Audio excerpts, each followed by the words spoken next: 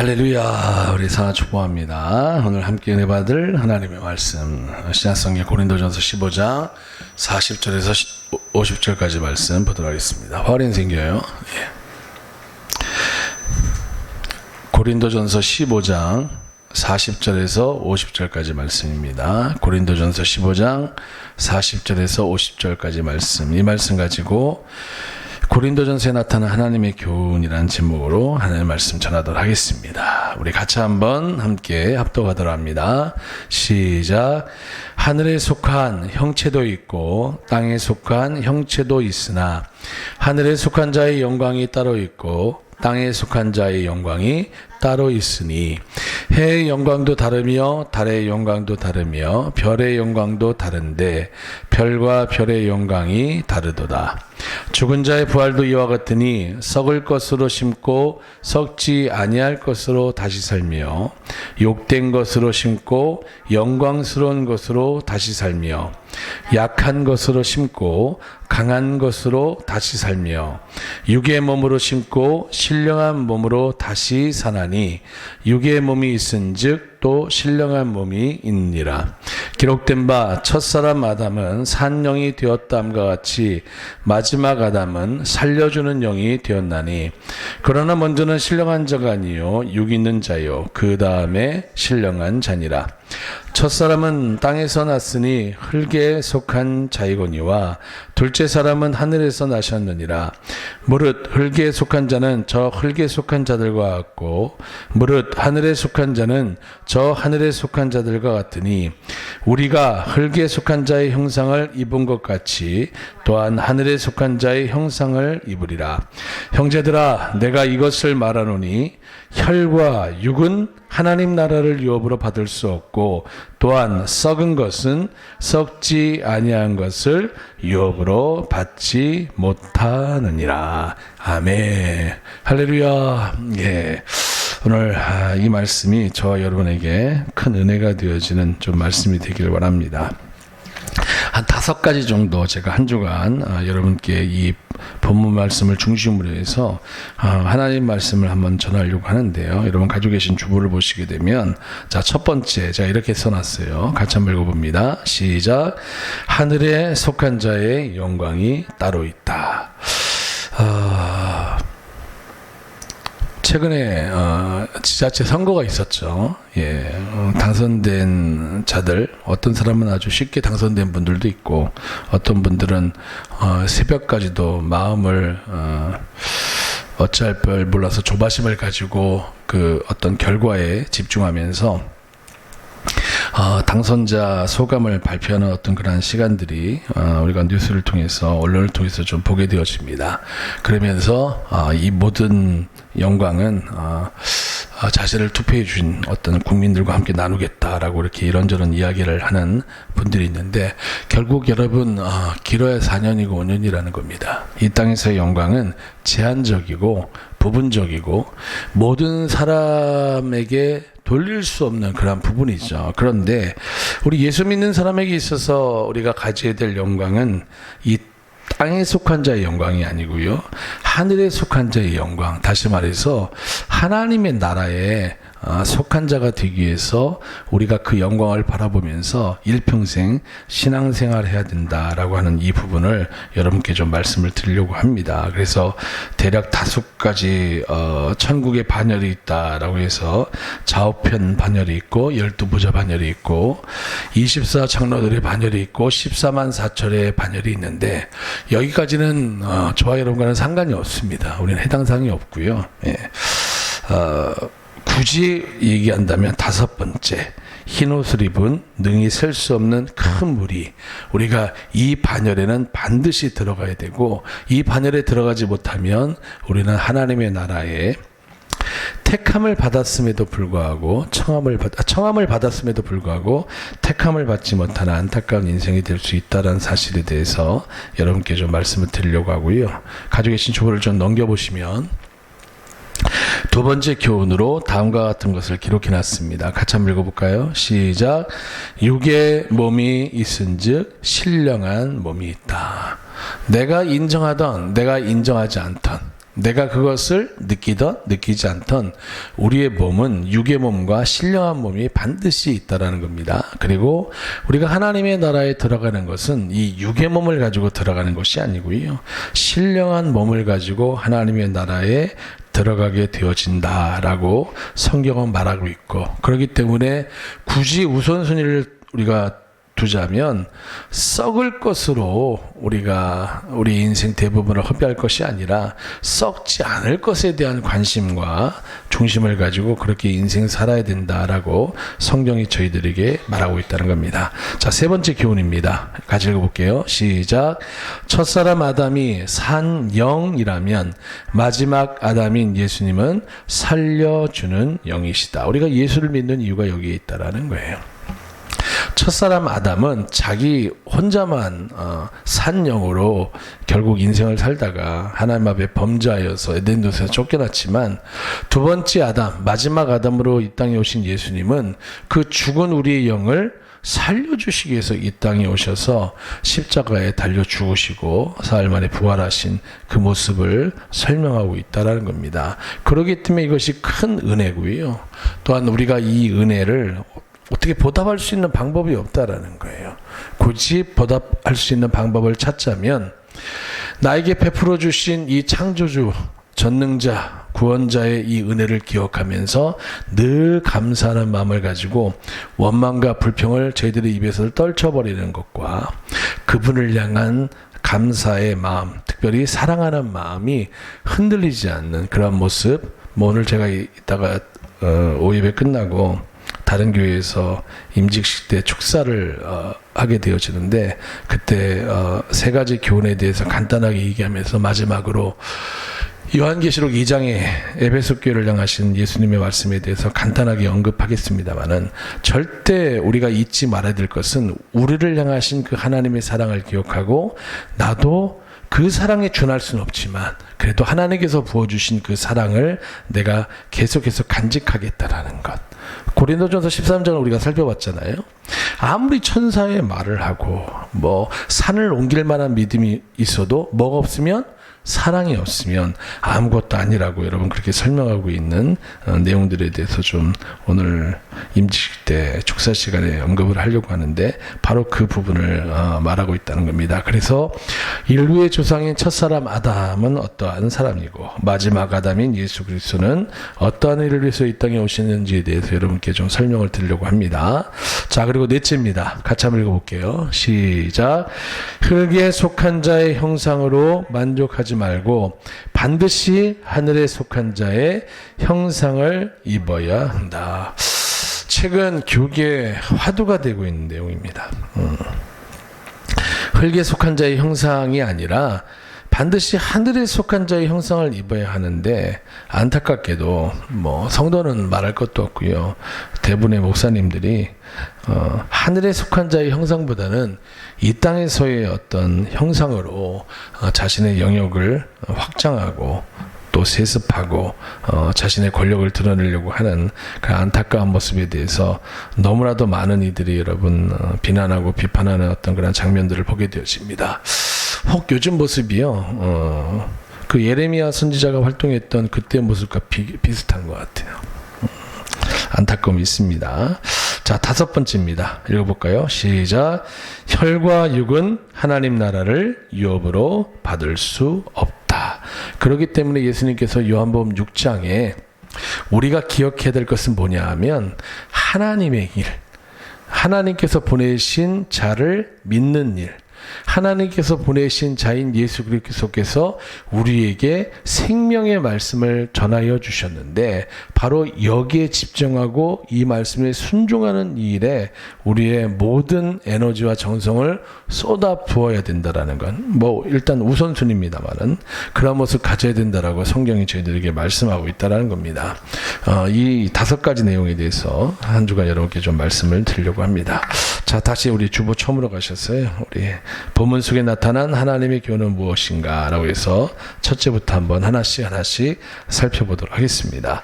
자, 첫 번째 교훈은 뭐냐면요, 하늘에 속한 자의 영광이 따로 있다라는 거예요.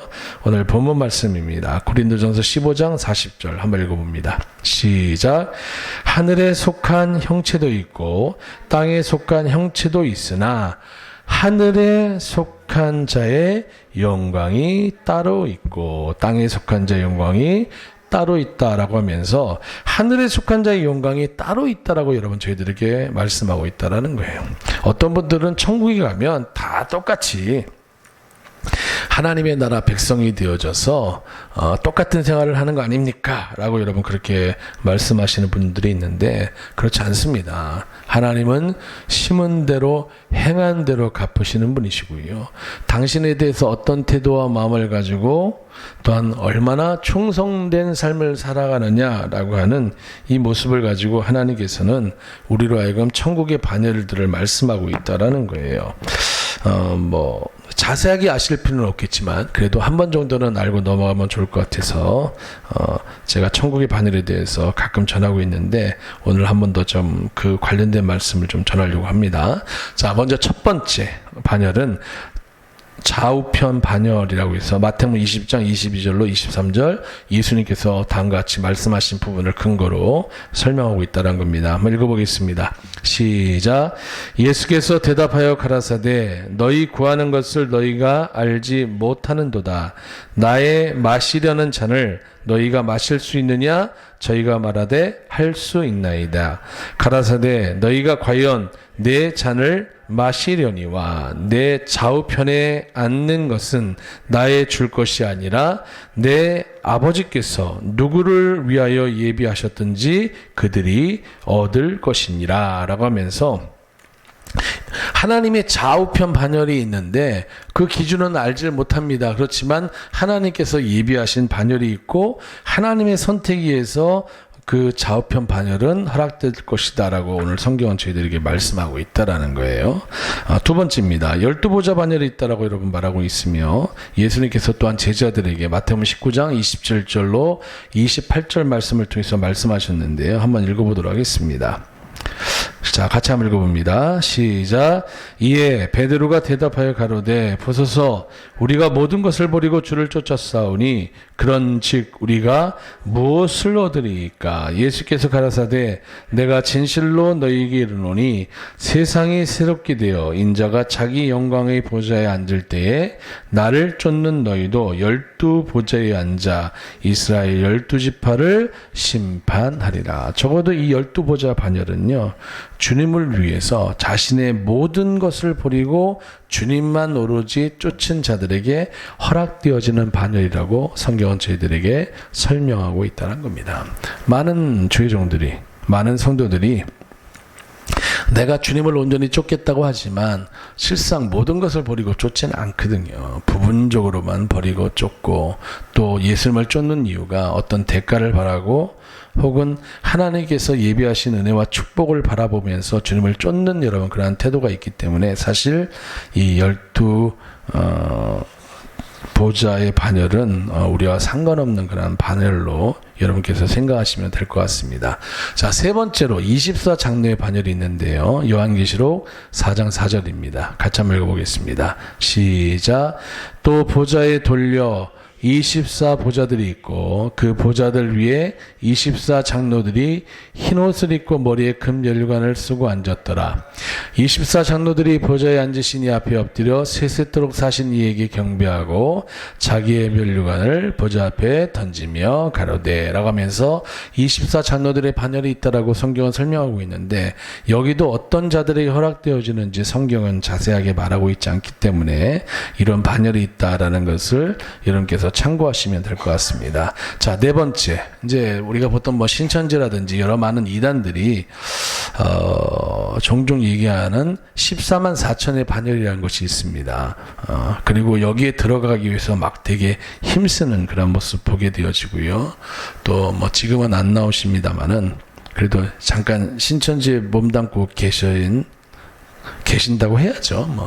거기에 소속됐는지 어떤지 제가 확인할 기는 없습니다만은 이분 역시도 14만 4천의 반열에 들어가기 위해서 정말 몸부림을 치시는데 과연 성경에서 말하는 이 14만 4천의 반열은 어떤 사람이 들어갈 수 있는지 우리가 한번 성경을 한번 보자라는 거예요. 적어도 우리가 함께 읽겠습니다만은 요한계시록 14장 1절로 5절에 있는 말씀 가운데 4절과 5절 기록되어 있는 네 가지를 충족한 자만 14만 4천의 반열에 들어갈 수 있다는 겁니다.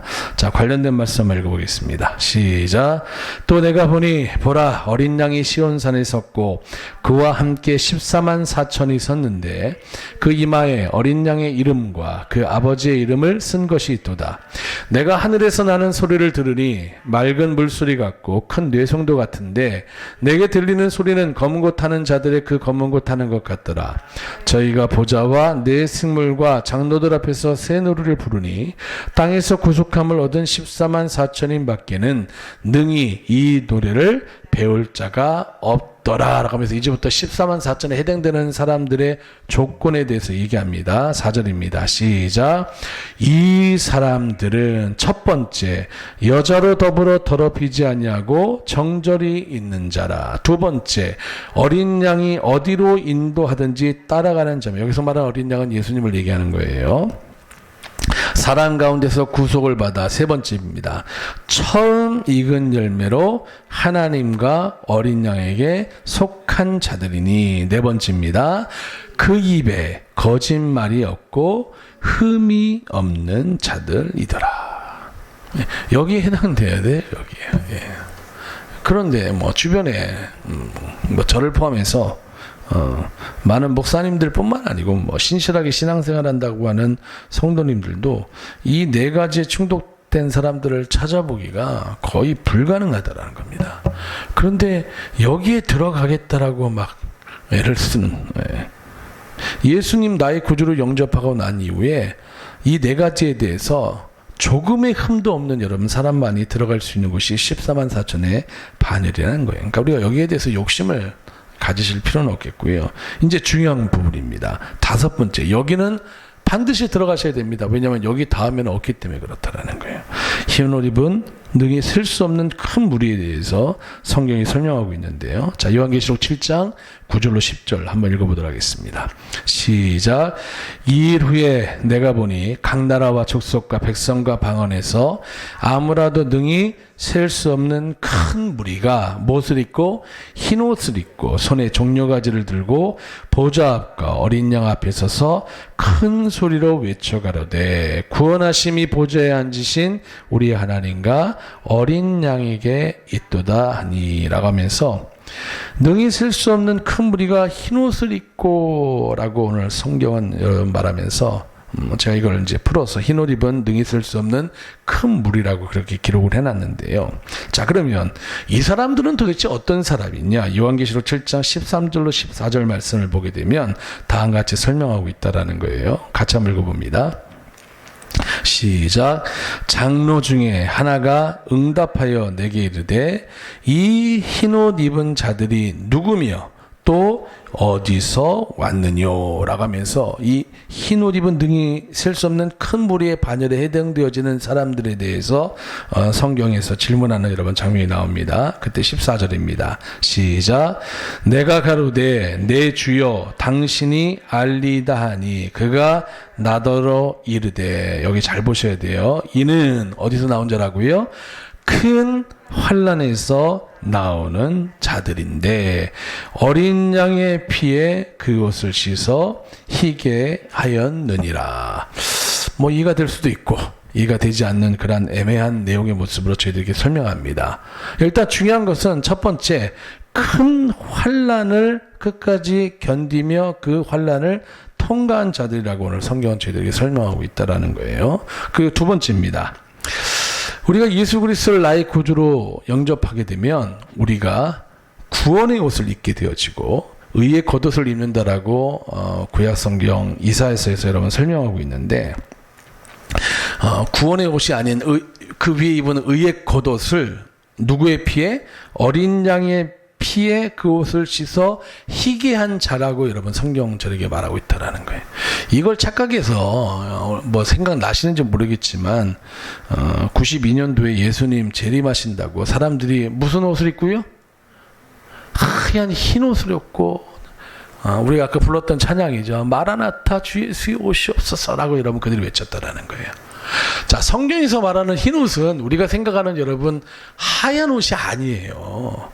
성경에서 말하는 흰 옷은 예수님의 피에 여러분 나의 이 겉에 입혀진 의의 겉옷을 씻어 희게 한 성도들의 옳은 행실, 깨끗한 삶, 순전한 삶, 하나님 보시기에 흠도 없고 점도 없는 여러분 그러한 모습을 얘기하는 것이지, 하얀 옷을 입고 여러분 주님을 내가 어린 양의 피에 깨끗함을 입은 회개에 합당한 열매를 맺어서 하나님 앞에 점도 없고 흠도 없는 모습이 되어지면 우리는 무슨 옷 입어도 돼요? 검정 옷 입으셔도 돼요. 여러분 옷이 우리의 구원을 결정하지 않는다라고요. 네. 오늘 성경 여러분 저희들에게 일단 그렇게 말하고 있다라는 거예요. 자, 그러면 우리 당대에 우리가 살면서 과연 예수 믿는 사람은 몇이라도 죽이는 큰 환란이 저희들에게 찾아올지 우리는 그것은 알 수 없겠죠. 어떤 분은 뭐 이쪽 저쪽에서는 50년 안에 오시지 않을까 뭐 그렇게, 이것도 확신할 수가 없으니까 50년이라고 한 것 같아요. 왜냐하면 그분이 50년 뒤면 돌아가실 것 같거든요. 네, 그렇게 말씀하신 것 같은데 그렇다고 한다면 저희는 환난과 상관이 없거든요. 그럼 우리는 어떻게 해야 하나님의 나라에 합당한 자로 여김을 입어서 오늘 흰옷을 입은 능히 셀 수 없는 큰 무리에 해당할 수 있을까? 성경을 봤더니 여러 군데에서 저희들에게 설명하고 있는데 뭐 여러 군데를 찾아볼 거는 우리가 아닌 것 같고요. 성경 한 군데를 보시면 될 것 같아요. 자, 이제부터 성경을 여십니다. 자, 데살로니가후서 1장입니다. 잘 아시는 말씀이에요. 데살로니가후서 1장 3절로 9절까지 말씀입니다. 여기 보면 하나님의 나라에 합당한 자와 또한 영원한 형벌을 받을 자에 대해서 분명하고 단호하게 사도 바울을 통해서 하나님께서 말씀하고 있다는 겁니다. 데살로니가후서 1장 3절로 9절입니다. 이 말씀 잘 기억하시기 바랍니다. 여기에 합당한 자가 흰옷을 입은 능히 셀 수 없는 큰 물이 해당된다라는 거예요. 자, 같이 한번 읽어보겠습니다. 시작. 형제들아, 우리가 너희를 위하여 항상 하나님께 감사할지니 이것이 당연함은 첫 번째 너희 믿음이 더욱 자라고, 두 번째 너희가 다각기 서로 사랑함이 풍성함이며, 세 번째 그리고 너희의 참는 모든 핍박과 환난 중에서 너희 인내와 믿음을 인하여 하나님의 여러 교회의 소리가 친히 자랑함이라 라면서 이 세 가지에 해당되어지는 사람이 5절입니다.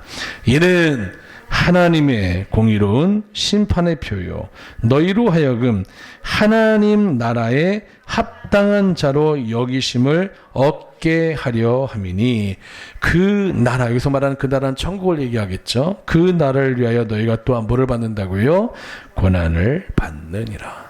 나의 믿음이 자라기 위해서 우리가 고난을 받고요, 하나님과 이웃에 대한 사랑이 풍성해지기 위해서 우리가 고난을 받고요, 또한 이러한 삶을 살아감에도 불구하고 우리의 삶이 맨날 형통한 게 아니라 여러 많은 핍박과 환난 가운데 놓여질 수 있다라는 거예요. 그럼에도 불구하고 우리가 끝까지 참는 인내와 믿음을 갖게 되어지는 이 고난을 우리가 감내하면 그것이 하나님의 공의로운 심판의 표가 되어지고 하나님 나라에 합당한 자로 여김을 받는 귀한 모습이 되어진다라고 오늘 성경은 말하고 있다는 겁니다. 자, 계속해서 6절입니다. 시작.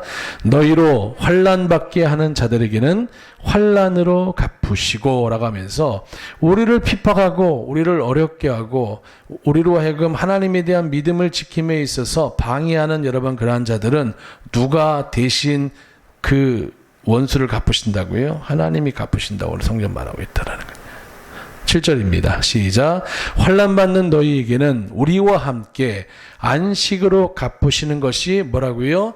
하나님의 공의 신이. 주 예수께서 저희 능력의 천사들과 함께 하늘로부터 불꽃 중에 나타나실 때, 예수님의 재림 때를 얘기하는 겁니다. 8절이에요. 잘 주목해서 보셔야 돼요. 8절과 9절 시작. 하나님을 모르는 자와 우리 주 예수의 복음을 복종치 않는 자들에게 형벌을 주시리니 이런 자들이 주의 얼굴과 그의 힘의 영광을 떠나 영원한 멸망의 형벌을 받으리로다. 하나님의 나라에 합당한 자와 하나님의 나라에 합당하지 않고 도리어 영원한 멸망의 형벌을 받는 자를 오늘 성경은 저희들에게 분명히 말씀하고 있다라는 거예요. 이런 말씀을 들으면 우리가 솔직히 좀 답답합니다. 힘들고, 야, 그럼 나는 천국 가기가 어렵겠구나 라고 하면서 스스로 좌절하고 낙심하는 여러분, 그런 모습을 갖는 분들이 계십니다. 당연한 거죠. 여러분, 우리가 저를 한번 보실래요? 신앙생활 할 때 가장 중요한 게 뭐냐면 내 자신에 대해서 낙심하셔야 돼요. 나의 능력과 나의 의지와 나의 결단과 나의 노력으로는 결코 되는 것이 아니구나. 소망이 내게 있지 않구나 라는 사실에 대해서 우리가 여러분 인지하셔야 됩니다. 결국은 어떤 사람이 하나님의 나라에 합당한 자가 되어지느냐, 내심 내가 열심을 다하고 내가 최선을 다하고 내가 다른 사람들과 뭔가 차별점이 있는 그런 태도를 가지고 살아야만 내가 될 것 같이 여러분 성경은 기록하고 있지만, 이 모든 이면에는 저희들에게 한결같이 여러분 말씀하시는 내용인데, 그게 뭐냐면요, 그러기 때문에 너에게 하나님의 뭐가 필요하다? 은혜가 필요하다라는 거예요. 하나님의 도우심이 필요하다라는 거예요. 왜냐하면 하나님께서 세워주신 그 기준점은 우리의 힘으로는 도대체 이뤄드릴 수가 없거든요. 우리가 가지고 있는 능력으로는 안 됩니다, 여러분. 다른 사람은 몰라도 내가 내 자신에 대해서 너무나도 잘 알잖아요. 안 돼요. 아무리 애쓰고 노력해도 안 됩니다. 노력하고 애쓰면 애쓸수록 내가 느끼는 것은 뭐냐면, 야, 나랑 천국이랑은 너무나도 거리가 멀구나. 도리어 나와 저 둘째 사망이라고 얘기하는 지옥이 훨씬 더 가깝겠구나 라고 하는 여러분 그런 생각을 우리가 갖게 된다는 거예요. 근데 이러한 생각을 가질 때 비로소 여러분 누가 보이기 시작하는 거예요? 예수님이 보이기 시작하는 겁니다. 하나님의 은혜가 보이기 시작하는 거예요. 내가 주님을 떠나서는 하나님의 도움 없이는 아무것도 할 수 없는 연약한 존재구나 라는 사실을 깨닫게 되어지고, 오직 하나님, only 예수, 오직 예수라고 여러분 얘기할 수 있는 그 주님을 간절히 구하게 되고 사모하게 되고, 내가 그분과의 만남, 그분과의 친밀함을 갖기 위해서 내가 어떤 태도와 어떤 모습을 가져야 될까라고 하는 여러분 여기에 열심을 다하는 그런 모습을 보게 된다는 거예요. 결국 이 모든 것을 가능케 하시는 분은 누구라는 거예요? 내가 아닙니다. 여러분 기억하십시오. 하나님이세요. 하나님이 나를 통해서 역사하시는 것이지, 내가 무슨 특별해서 내가 몇 대째 예수를 믿는 가정에서 태어나서, 혹은 내가 주의 종으로, 혹은 내가 교회 중직자로 하나님과 사람 앞에 인정받았기 때문에 결코 아니라는 거예요. 전폭적인 하나님의 은혜입니다. 지속적으로 하나님의 은혜와 능력을 우리가 공급받아야만 그것이 가능하더라고. 소위 예수님의 제자 훈련의 끝판왕이라고 얘기하는 요한복음 15장, 내 아버지는 농부시고 나는 포도나무고 너희는 가지다라고 하는 이 부분을 통해서 저희들에게 설명하고 있다는 거예요. 말씀을 마치겠습니다. 여기서 딱 끝내줘야 좋을 것 같아요. 벌써 피곤해 하시네. 예.